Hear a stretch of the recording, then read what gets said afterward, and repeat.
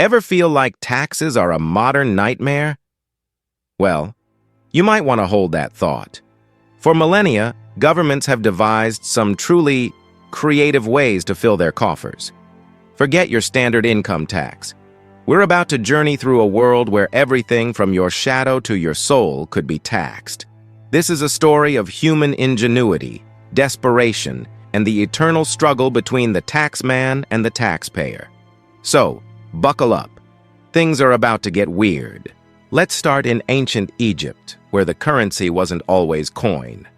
Temples, the centers of economic life, often demanded payment in a substance considered liquid gold: honey.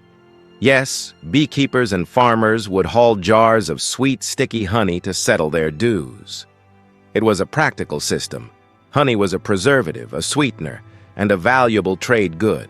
A sweet deal for the state, perhaps less so for the bees.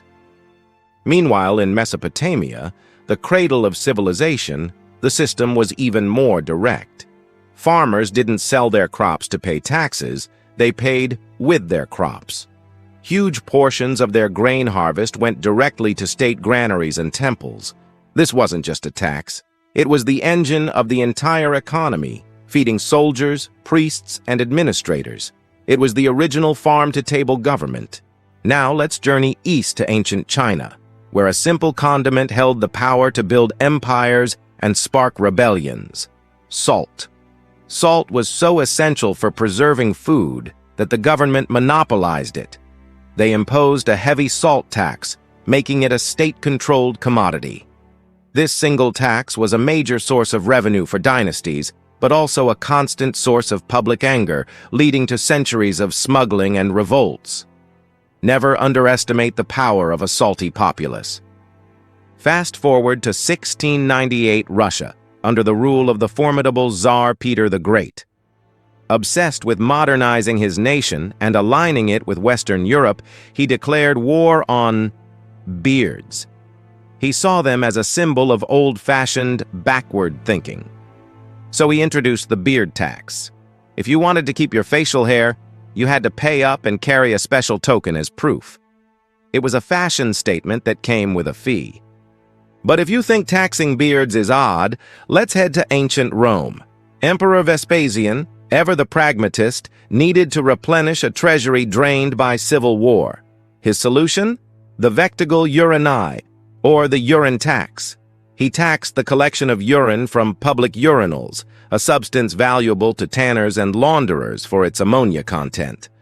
When his own son Titus complained it was disgusting, Vespasian famously held a coin to his nose and declared, "Pecunia non olet."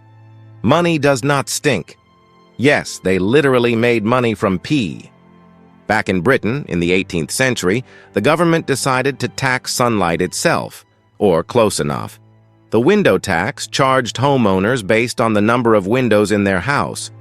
The logic was simple: more windows meant a wealthier owner.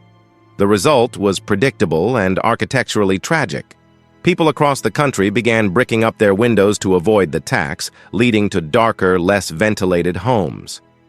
The phrase daylight robbery suddenly takes on a whole new meaning, doesn't it? Let's return to the ancient world, to Athens, the birthplace of democracy. Here, a person's wealth was often measured in the number of enslaved people they owned. And of course, the state wanted its cut. The slave tax required owners to pay a fee for each enslaved worker. It was a chillingly bureaucratic system that directly monetized human bondage, weaving the institution of slavery into the very financial fabric of the state. If that's not grim enough, consider medieval Europe, where currency was scarce for the common peasant. How did they pay their dues? Sometimes with teeth. Not their own, thankfully, usually.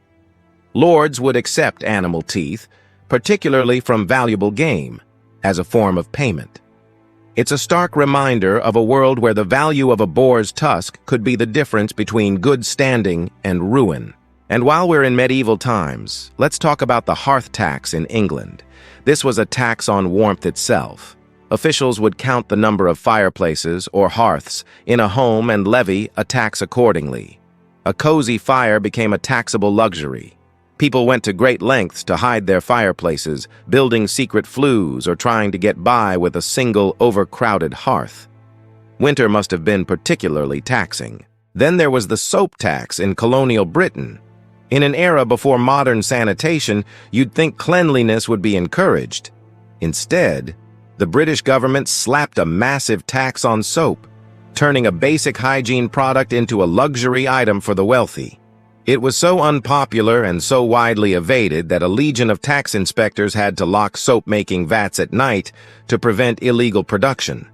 Being clean was a rebellious act. Even death offered no escape. In Ming Dynasty China, the state found a way to tax grief. Families were required to pay an urn tax for the vessels used in burials. It was a final, posthumous payment to the empire, ensuring that from cradle to grave and even beyond, the taxman got his share. Let's go back to Rome, where they taxed freedom itself. Under the manumitio tax, if an owner wished to free an enslaved person, they had to pay a freedom tax to the state. It was a fee for granting liberty.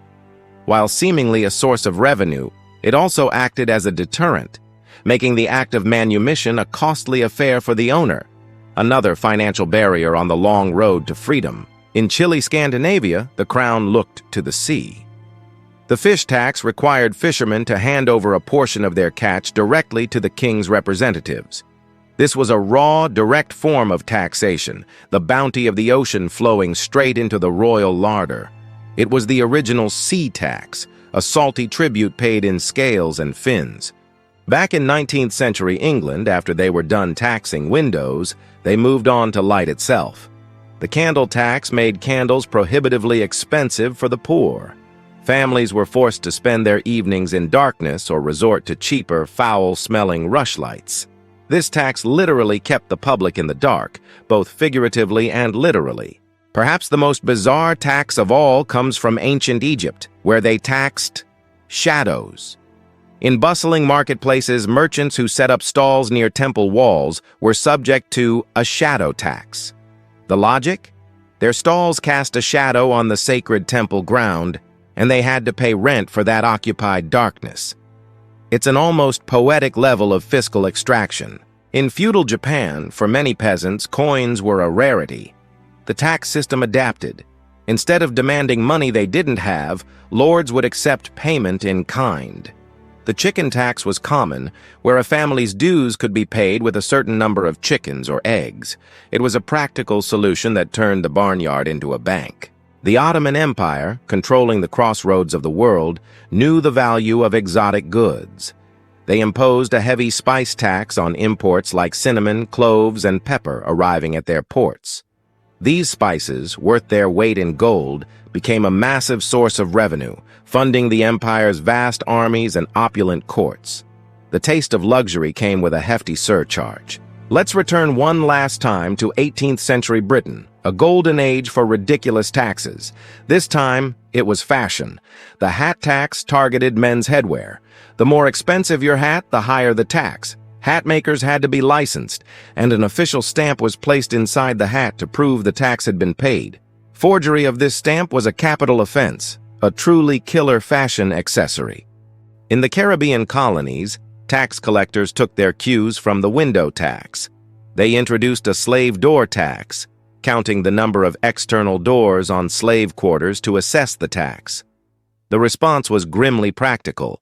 Owners and enslaved people sealed up doorways, creating cramped, airless, and dangerously inaccessible living conditions, all to save a few coins. And finally, the most profound tax of all, the blood tax.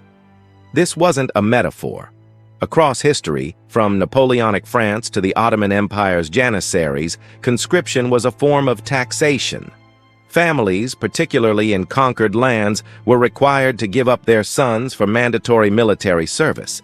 It was the ultimate payment, rendered not in coin or goods, but in blood, sweat, and life itself. So, the next time you look at your tax bill, just remember, it could be worse. You could be paying in honey, teeth, or shadows. These strange and often cruel taxes are more than just historical quirks. They're a reflection of what societies value, what they control, and the incredible lengths they will go to in order to fund their ambitions. History is a ledger, and every entry tells a story. Thank you for joining me on this journey through the bizarre world of historical taxes. If you found this fascinating, don't forget to like this video, subscribe to the channel, and hit that notification bell for more dives into the strange corners of our past. See you next time.